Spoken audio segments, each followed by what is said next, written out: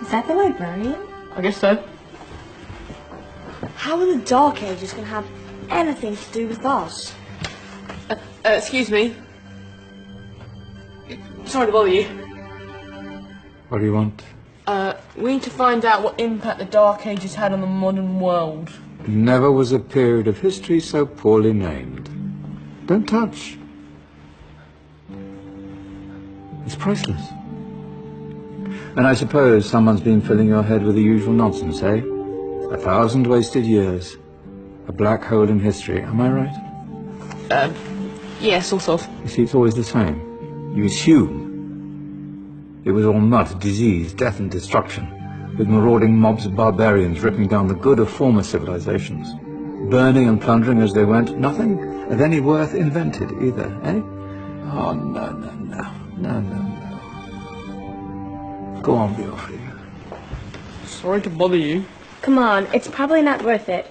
Everyone knows that the Greeks and Romans invented everything anyway. Oh, did they now?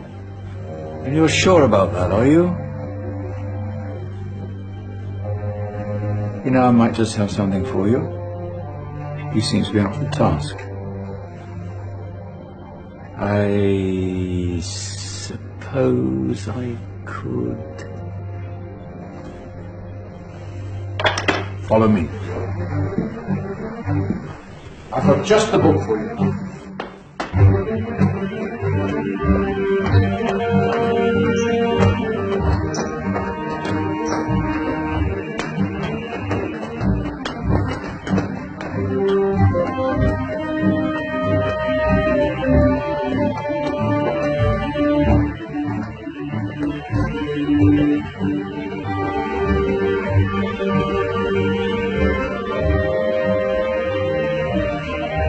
Where are we going? I don't know. Ask him. Excuse me. Where are we going? From darkness into light, my young friend. From ocean onto land. There are things you should know. Oh, yes, indeed. Yes, indeed.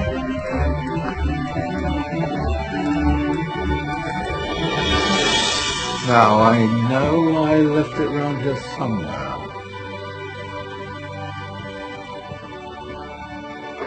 Ah, here it is. Now, take a look.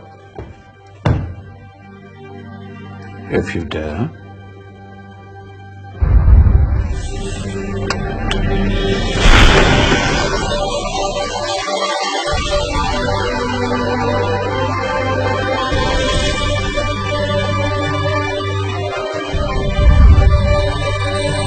What's going on? Welcome to the Dark Ages, or as it should be known, the Golden Ages. Who are you? I am Al-Jazari, engineer and ingenious inventor. I thought you said this was the Dark Ages. It doesn't look very dark. That's because it's all a matter of perspective, my soon-to-be illuminated friend. Of course, there are parts of the world that weren't dark at all, but in a civilization that stretched from Spain to China, the golden rays of discovery and invention shone over everything. What civilization?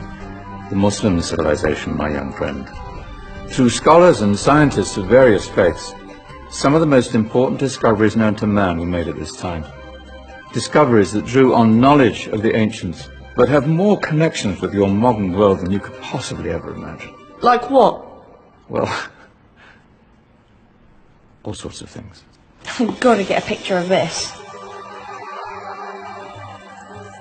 I knew it was a good idea. Who are you? Allow me to introduce Ibn al-Haytham, a great scientist whose ideas led to the invention of the camera. You invented the camera? I laid the foundations for modern cameras by explaining how our eyes work. I found a way of projecting an image onto another surface through a small hole in a dark room, later called camera obscura. Think of all the things that evolved from this discovery. Cameras, cinema, all share the same principle. Cool. Look out below! Who's that? That's my good friend, Abbas ibn Farnas, who gazed up to the heavens, passionate in his belief that man could fly. Whoa. Indeed, he dared to dream about flying 1,000 years before the Wright brothers. Do you know you all take your jet-setting holidays for granted, so it only seems fair to remember Abbas ibn Farnas. Stand by. I'm ready for takeoff.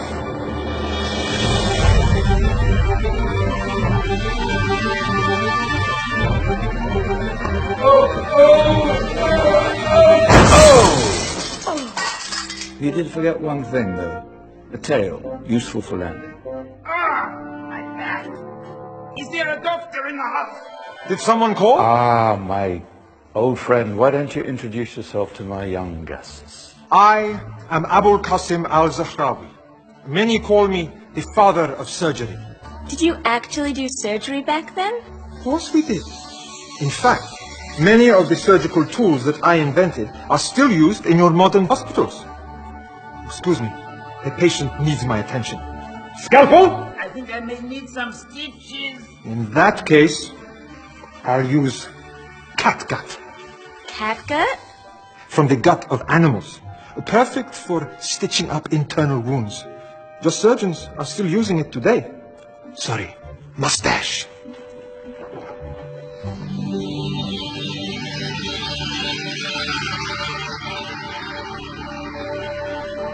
Who's she?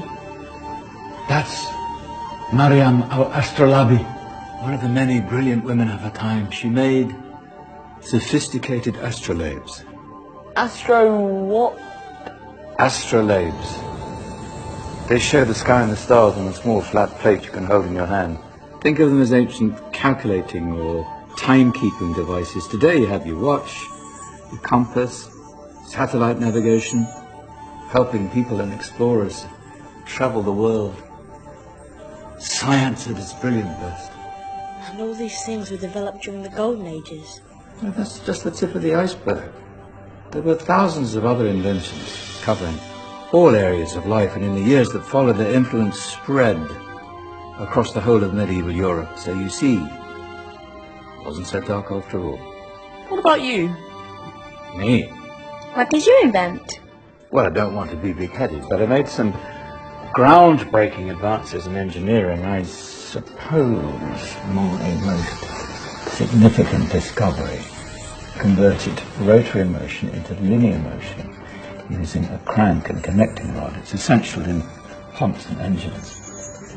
In fact, I've no idea how the Industrial Revolution could have happened hundreds of years later without such a device. Not that I ever get the credit I deserve. But my crowning glory was my amazing time-telling machine. My legendary elephant clock.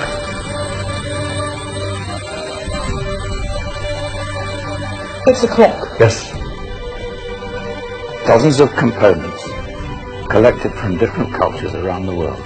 Indian, Greek, Arabian, Egyptian, Chinese. Wow. A United Nations clock. That is pretty cool. Does it actually tell the time? Wow, yes, of course. If it wasn't for me, thousands of people would be late for everything. Speaking of time, we better get you back. And remember, spread the word. This was a golden age, and I've only shown you a tiny part of this wondrous time. There are countless other scientists and inventions directly connected to your modern world. You're just going to have to find out for yourselves.